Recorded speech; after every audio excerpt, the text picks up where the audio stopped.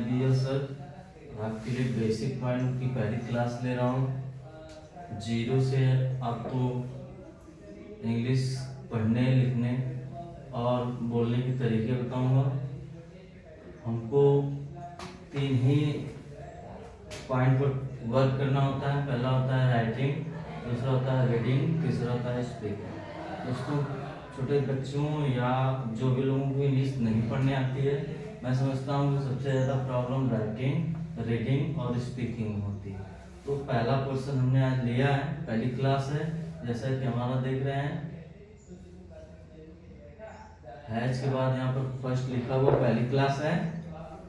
और उम्मीद करते हैं दोस्तों कि ये आपकी क्लास बेटर होगी और इससे आप इंग्लिश पढ़ पाएंगे, लिख पाएंगे और बोल पाएंगे।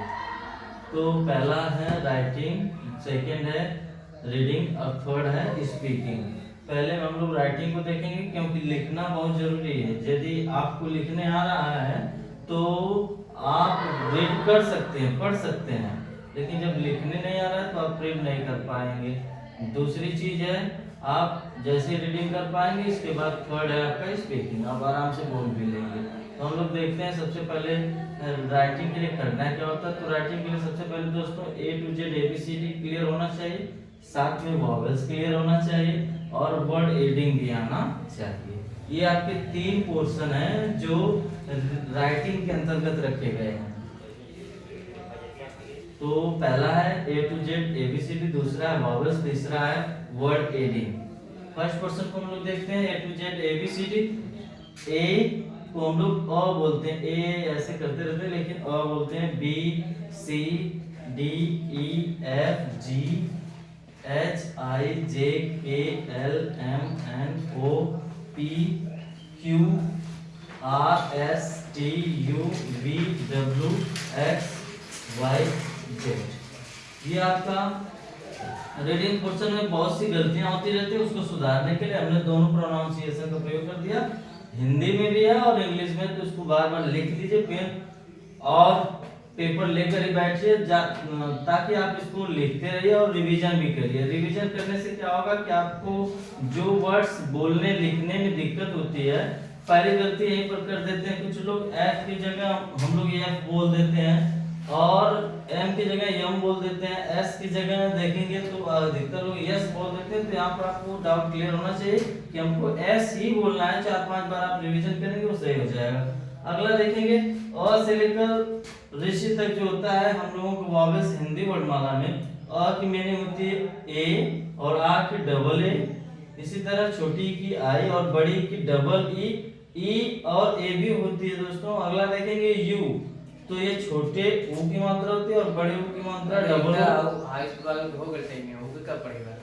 ए की मीनिंग ई होती है, ए आई की मीनिंग, इसके बाद ओ की मीनिंग ओ की मीनिंग ए यू, अं की मीनिंग ए एन और आ की मीनिंग आप देखेंगे तो ए एच और ऋषि की मीनिंग 2 होती है, आर आई और आर ई दोनों देखते हुए, ताकि आपको निचले वाले क्रम में आपको मदद मिल सके। तो ये राइटिंग पोर्शन में इतनी जरूरी है कि आपको बेसिकली तौर से सही मायने से आती हो।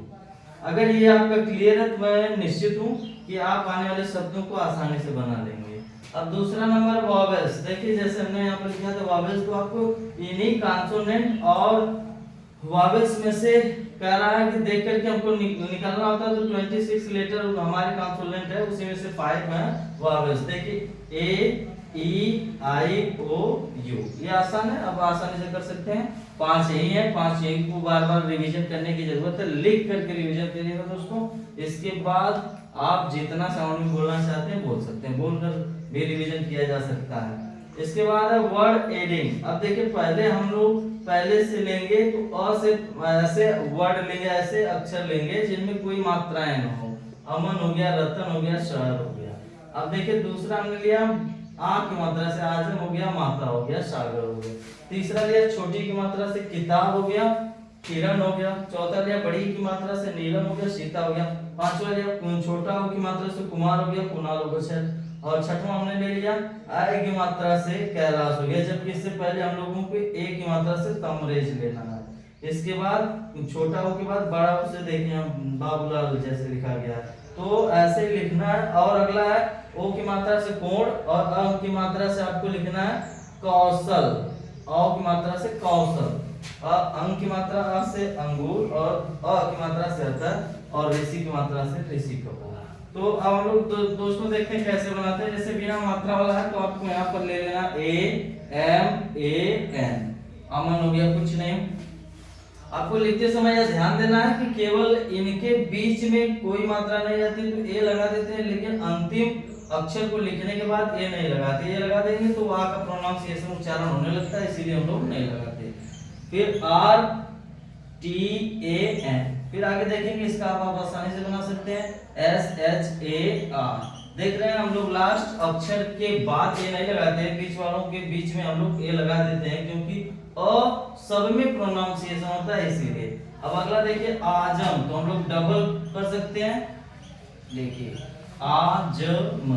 इसके बाद माता, अगर तेजी से प्रोनाउंसिएशन हो रहा है तो डबल ए का प्रयोग करेंगे, और अगर धीमे प्रोनाउंसिएशन हो रहा है तो हम लोग ए का ही प्रयोग करते हैं।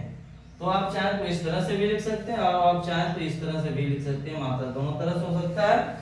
और सागर, देखिए सागर अगर धीमे से बोल रहे हैं तो S A ji A R लिखेंगे, लेकिन सागर तेजी से बोल रहे हैं, प्रोनाउंसिएशन तेजी से हो रहा है तो सागर इस तरह से भी लिखा जा सकता है डबल ए के साथ। तो जब धीमे स्वर आए अ का तो ए का प्रयोग करेंगे, जब तेजी से आ जाए कोई चीज तो स्वर आ का तो हम लोग डबल ए का प्रयोग करेंगे। किताब, तो देखेंगे इसमें के आई टी ए डी। अब देख रहे हैं सबसे लास्ट अक्षर के बाद हम लोग ए नहीं लगा रहे हैं, बीच वाले अक्षर में तार तो हम लोग ए का प्रयोग कर सकते हैं। इसी तरह किरण के आई आर ए एन। इसके बाद नीलम देखेंगे तो ये बड़ी का मतलब डबल ई लगा देंगे एल ए एम।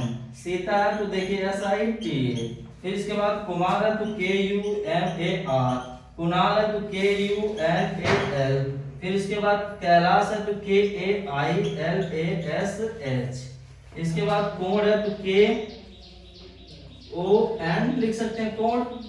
अगर आपका कौशल है तो हम यहाँ लिख सकते हैं K U S H A L Kaushal. इसके बाद अगला देखें, जैसे यहाँ पर लिखा गया B A B double O L A L, तो डबल ओ का मतलब ओ बड़ा ओ का मात्रा यहाँ पर हम लोग दिखाया गया, इसीलिए यहाँ पर डबल ओ का प्रयोग। यहाँ तमरेज में देखिए ए की मात्रा दिखाया गया टी ए एम आर, यहाँ ए भी लगा सकते नहीं भी लगा सकते, तो आर ए जे तमरेज। चलिए यहाँ पर हमने लगा दिया तमरेज।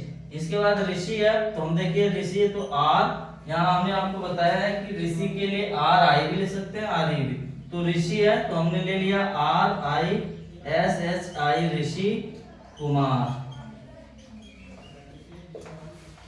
ऋषि कुमार दोनों तरह से हो गया।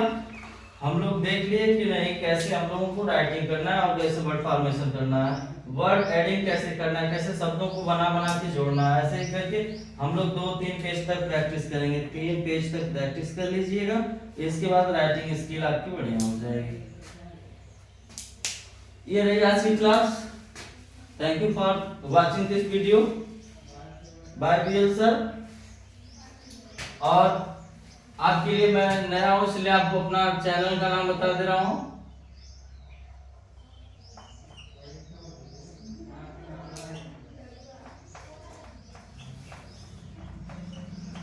इंग्लिश एग्जाम को सर्च करिए और ज्यादा से ज्यादा लाइक और सब्सक्राइब करिए, देखते रहिए। अगर नेक्स्ट वीडियो मिलेगा तो इसी तरह का पार्ट हम लोग करेंगे। First part, second part, third part को कंप्लीट करने के लिए केवल 5 पार्टों में आपको रीडिंग, राइटिंग, रीडिंग और स्पीकिंग क्लियर हो जाएगा। That's all about me. Thank you.